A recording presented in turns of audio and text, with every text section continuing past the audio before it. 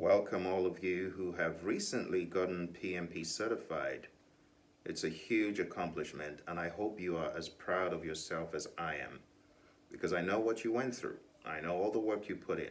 You put in tons of work, studying relentlessly around the clock, learning things you didn't even know existed, such as agile, and all this talk about hybrid, and where they meet these two things called predictive and agile in different titrations.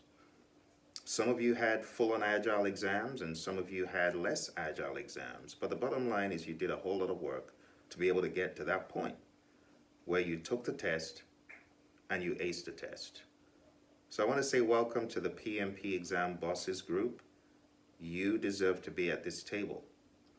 What I would like for you to do is to share with me what your definite chief aim is now that you are a PMP. Before you were a PMP, your definite chief aim might have been to get certified. Now you're certified. Share with me, what is your definite chief aim?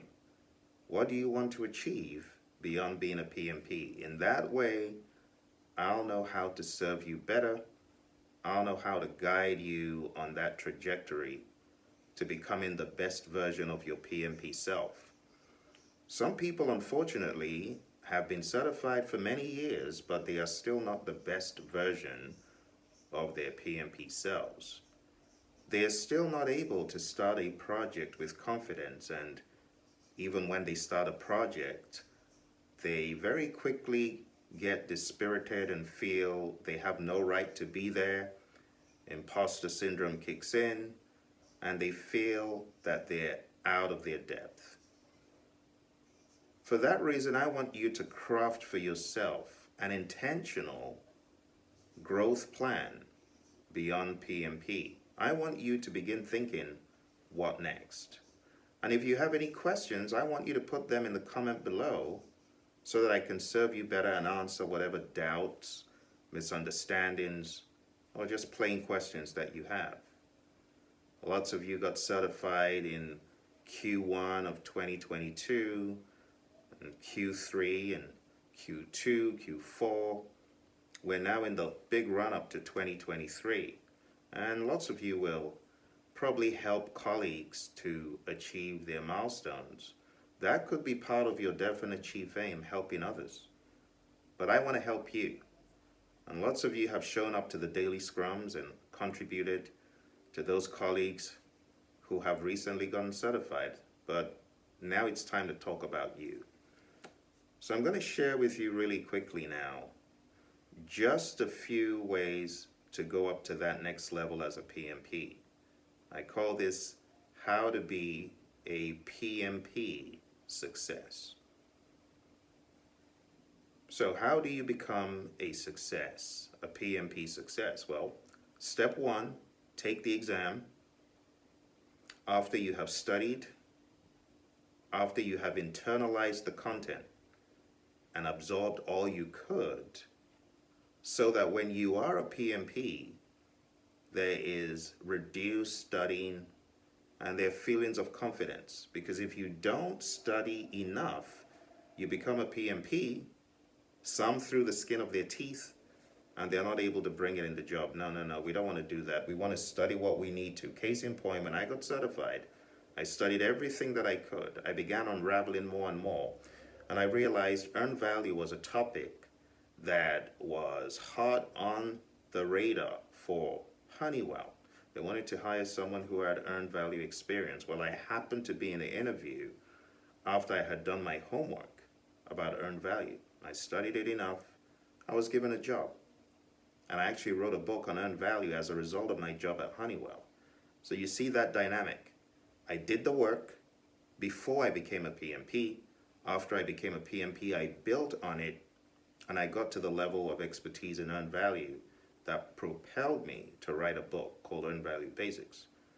So take the exam after you've studied enough, and the next thing after you've taken the exam, the very first thing you want to do is ask yourself the same question I asked you in the beginning. What is my definite chief aim as a PMP? For some of you, it's getting a job as a project manager. For some of you, it's just getting a job to start with. But I want you to be selective about your purpose as a PMP. Let your purpose be one that is more than just a paycheck. Let it be one that enriches you and enriches your organization. So, how to be a PMP success? Step 1, know your purpose as a PMP. For me, I wanted to add value to firms while learning.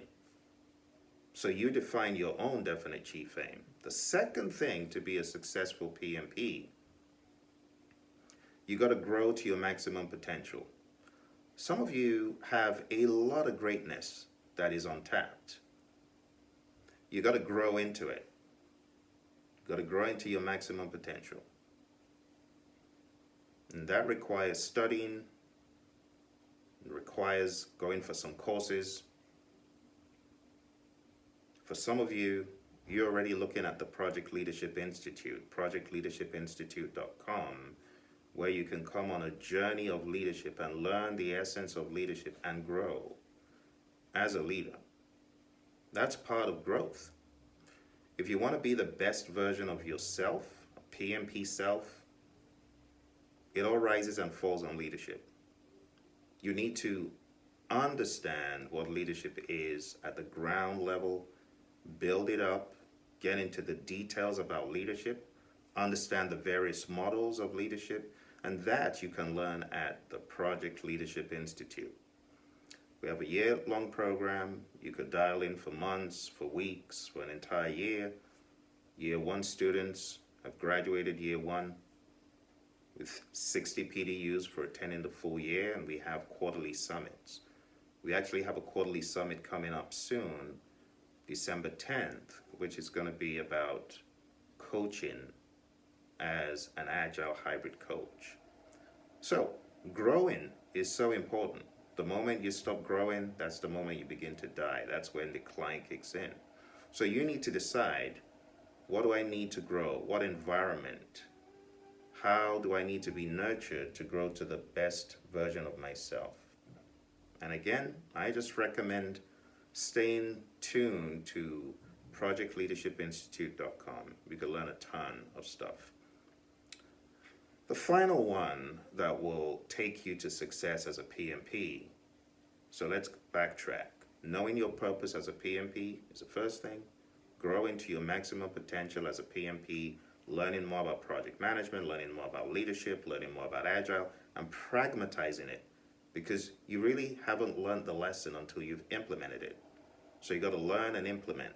Fail, redo, implement, learn. It's a cycle. There are going to be some projects you did horrendously on, and that's okay, but you're going to learn from them, but you're going to grow. That's my point. The third thing that will make you a PMP success is sowing seeds that benefit others. I want to challenge you. Who have you taken out of the crab barrel?